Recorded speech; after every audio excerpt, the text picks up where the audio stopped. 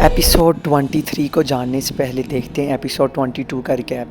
Episode 22 में हमने देखा कि किस तरह से अली बाबा नाग ने और विक्रांत नाग ने मिल के गुफा के रखवालों से लड़ाई की और अली बाबा नाग ने उसको जला दिया और वो ख़त्म हो गया।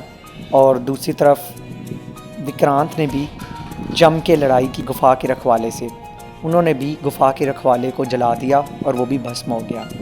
फिर दोनों ने मिलके गुफा की तरफ बढ़ने की कोशिश की। दोनों ने मिलके कहा कि हमें गुफा के अंदर जाना होगा, कहीं देर ना हो जाए। फिर दोनों गुफा के अंदर चले गए। गुफा के अंदर जाने के बाद उन्होंने जैसे ही रूप बदला, उन्हें वहाँ पर कुछ भी नज़र नहीं आया। उन्हें चच्चा उनका दिखाई दिया ना कुछ और। उन्होंने कहा रात गुजरने वाली है, हमें जल्दी करना होगा। फिर दोनों हर जगह पर जाके ढूंढने लगे। अली बाबा नाग अंदर चले गए ढूंढते हुए गुफा के अंदर तक। उन्होंने गुफा के अंदर जाके अपने चच्चा को आवाज़ें दी कि चच्चा ज़फ़र कहाँ हैं आप, चच्चा ज़फ़र कहाँ हैं आप।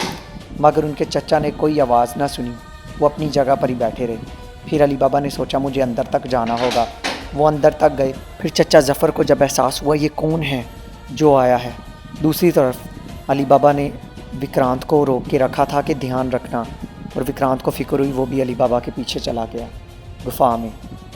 और अली बाबा अभी अपने चच्चा तक पहुंचा ही था कि चच्चा को इतना गुस्सा आया। उसने कहा कौन हो तुम और क्या लेने आए हो, क्योंकि उसका चच्चा कभी उससे आज तक कभी नहीं था मिला। उसने कहा कौन हो तुम। उसने गुस्से में आके अपना रूप बदला और उसी वक्त उसने अली बाबा को पकड़ लिया। अब उससे आगे देखते।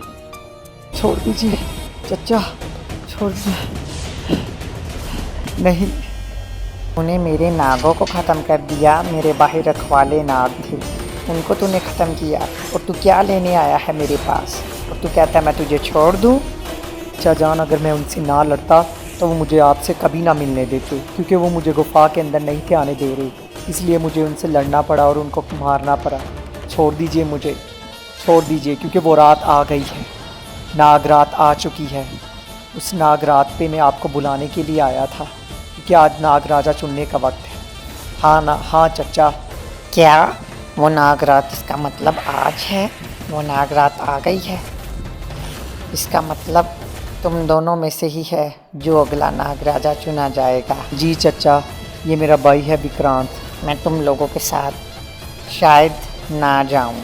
अगर मैं ना गया तो ऐसा कैसे हो सकता है चच्चा, आपका जाना बहुत ज़रूरी है। अगर आप ना गए तो हम नाग राजा नहीं बनेंगे, क्योंकि नाग राजा ने हमें ये बताया था कि आपका आना ज़रूरी है ना विक्रांत।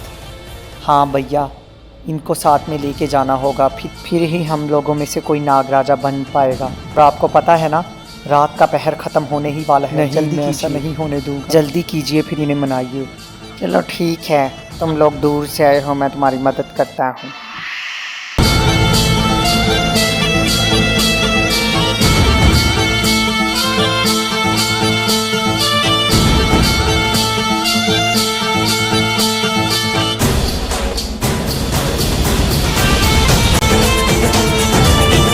विक्रांत, तुम जानते हो ना जंगल का ये रास्ता छोटा रास्ता है, इस रास्ते से हम जल्दी नाग महल में पहुंच जाएंगे। चलो चलो।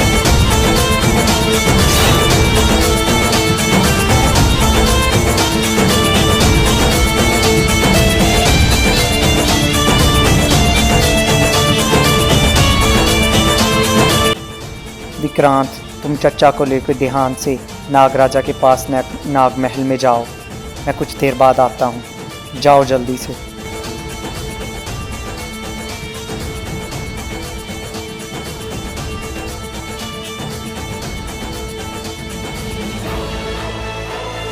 मुझे आज भी याद है वो दिन, जिस दिन मेरे माँ बाबा को नागमणि मिली थी, और नागमणि मिलते ही कैसे ही उनके दुश्मनों ने उन पर हमला कर दिया था।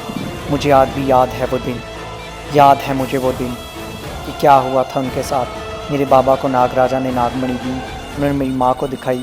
उसी वक्त उन पर उनके दुश्मनों ने हमला कर दिया और उनको ख़त्म कर दिया, जिनका इंतकाम मैंने पूरा किया। और आज मुझे भी डर है कि कहीं नागमणि मुझे मिलते ही मेरे दुश्मन मेरे ऊपर हमला करने के लिए ना आ जाएं। इसलिए मुझे अपने नागलोक के नाग नागिनों को बुलाना होगा। नागवंश के नाग नागिनों, कहाँ हो तुम? तुम्हारे होने वाले नाग राजा शेष नाग तुम्हें पुकार रहे हैं। आ जाओ यहाँ पर, आ जाओ, नाग लोग को तुम्हारी मदद की ज़रूरत है, आओ यहाँ पर। तो तुम सब लोग आ गए। अब मेरी बात ध्यान से सुनो, इस नाग महल के बाहर हिफाजत करना, कोई भी दुश्मन अंदर ना आने पाए। आज नाग राजा चुनने का वक्त है, अब ध्यान रखना सब कुछ।